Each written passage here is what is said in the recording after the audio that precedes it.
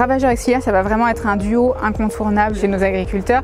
Donc les ravageurs, ça va plutôt être ce qui va créer des nuisances au niveau de la production et les auxiliaires vont plutôt être des espèces bénéfiques pour les cultures qui vont venir contrebalancer les populations de ravageurs. Donc au niveau des ravageurs, on est sur de l'insecte, du champignon, des choses comme ça. Et pour les auxiliaires, on va être sur aussi bien du mammifère, des oiseaux, des chauves-souris ou des insectes, ou même des champignons ou des bactéries bénéfiques.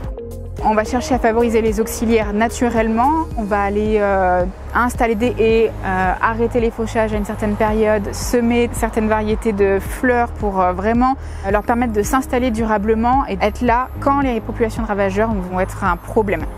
En agriculture urbaine, on a exactement les mêmes problématiques. Donc les haies, c'est peut-être un peu moins facile à installer. Donc du coup, là, on va vraiment jouer sur l'association de fleurs ou d'aromatiques qui vont du coup attirer tous ces auxiliaires-là et venir contrôler nos populations.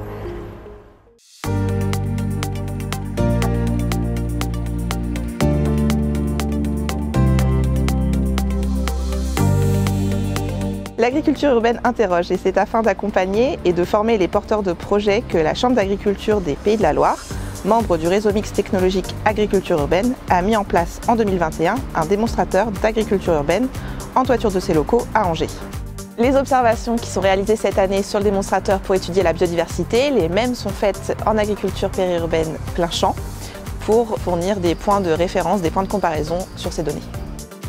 Pour suivre les populations d'auxiliaires et de ravageurs sur le démonstrateur ainsi que leur dynamique, on fait des observations hebdomadaires. Donc chaque semaine, on observe une vingtaine de plantes de chaque espèce et sur chaque mode de production. Donc ça nous permet d'estimer un pourcentage de plantes atteintes par les ravageurs. Et pour les auxiliaires, comme souvent ils sont moins nombreux, on les compte simplement un à un.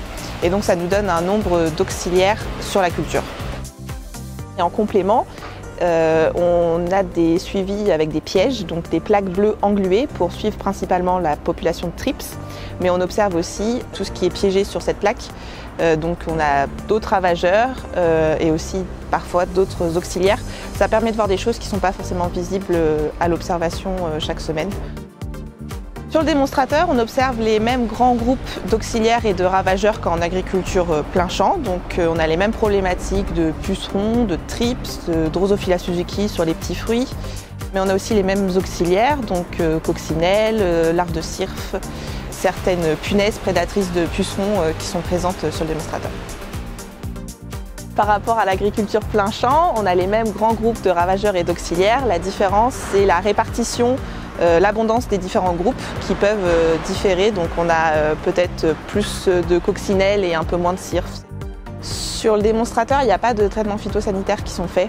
On fait seulement un petit traitement au savon noir de temps en temps. On essaye vraiment de favoriser les auxiliaires pour aider à combattre les ravageurs. Donc on a des plantes qui attirent beaucoup les pucerons et qui font donc venir beaucoup de coccinelles. On a beaucoup de larves de coccinelles pour ensuite aider les plantes d'intérêt, on va dire, de production.